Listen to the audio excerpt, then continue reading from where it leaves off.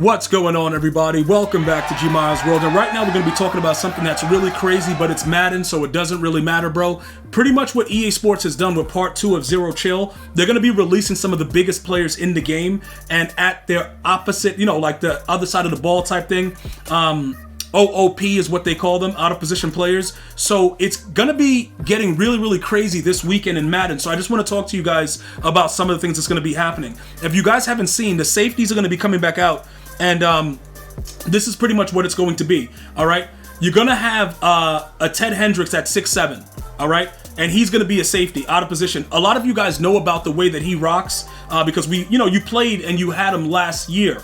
I just want you guys to know that there's a lot that goes into, the whole scenario with Madden itself, because you got to pay attention to a lot of what the game is actually doing. Okay, so this is what I need you guys to understand. This is very important, right?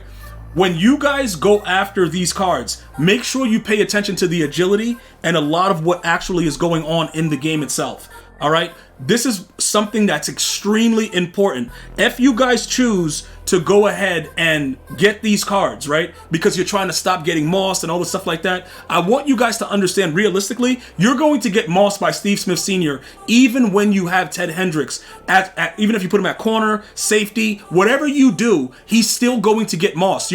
This game is designed for you to get mossed. So that is going to continue. There is literally nothing you can do about it but pray every time somebody throws a high point pass. So I'm giving you guys the insight into it so you understand, because I'm going to be adding them to the squad as well. Let me know if you're interested in adding the team, and if you want me to break down, I'll probably be doing it live, how we're going to move them around, because Calvin is usually a free safety, but now he's actually a corner because they realize that everybody's getting mossed. Also remember that in another week, you're going to get a free Parham that's going to be 91 speed and 6'8", that's going to be mossing dudes as well. So that's also very important for everybody to understand. So just looking at the numbers, I do have the card art. I posted it on Twitter, Instagram, Facebook, all that stuff at GmiasWorld. If you guys are following me, you would have already seen the cards, but I'm just giving you the information on the height of the players and how it's going to get really crazy going forward. So this is what I need you guys to do right now. I showed you guys that he's 6'7", and now Calvin is going to be a corner starting tomorrow at 6'5". The funny thing about it is this guy is going to be mossing his counterpart. You know what I'm saying, bro? Like, this guy is going to be mossing Calvin that's out of position. All right, and then it's gonna be what it's gonna be, because it doesn't matter. It is by design. The game is designed for people to be able to come out and just throw high points and catch them. Okay, I'll moss you too, but this has been my offense since the beginning of Madden. You guys can go back to any of my videos on YouTube, and even before that, I've always been mossing. It's just that everybody can do it now, and it doesn't really matter. And I know some of you guys are like, yo, G, you sure about Steve Smith? The dude's like 2'3". Wait until you see what happens. Once the ball is thrown a certain way, it doesn't matter how big the player is. You're going to get mossed. Understand that and make sure you deal with it accordingly. All right? So, with all of that being said, a lot of you guys are going to be asking, okay, all right, so G, what's going to be the formula? Like, what are we doing defensively? Like, how can you break it down? Which way do you think that we should be going defensively? The ability situation. They did patch the caveman situation. I think that it's already been updated, hasn't it? I think it was updated already to 10 AP. Yeah, so you see how quick they can do that? And it wasn't even an update or anything. They just changed the AP.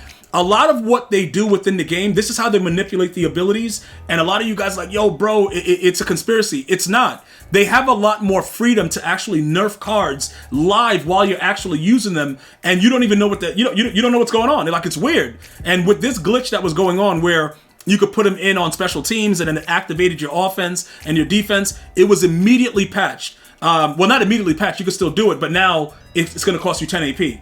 So you pretty much have nothing to give the other players on your team. So even with that being said, I just wanted to bring that up because a lot of you guys were asking me, was I aware with it? Anything that's going on in the community, I pretty much have my ear to the ground. People are going to let me know. Unless it's something that's, prevalent to you guys winning more games or something that I need to get out to you, I'm not going to waste your time telling you, because how many of us are going to be doing that?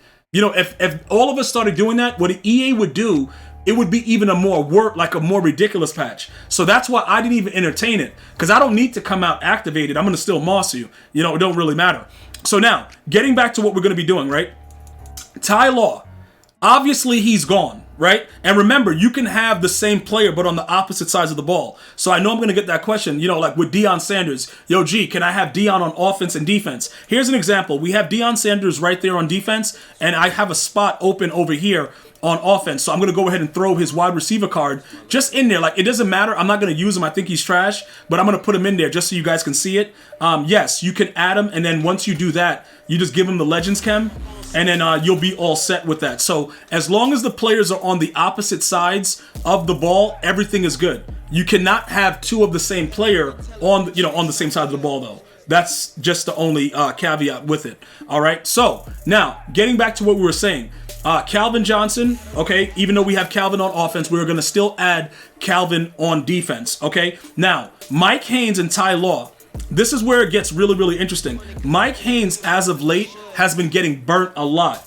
Now, that could be because, obviously, Calvin was dropping. He's a 93 speed, but yet, still, a lot of players that are not as fast will still burn him in zone. Over the last couple of days, I've been noticing it. So, this is something that you guys are going to have to, follow along with me, how we're going to do it.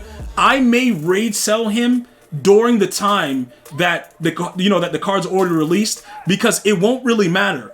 He has already lost a lot of his value. Ty Law, I also created very, very late. So I got him for like 470, whatever. So if I lose a little bit, it won't really matter. The good thing about Ty Law, though, you could just move him around because he does get 0 AP pick artist.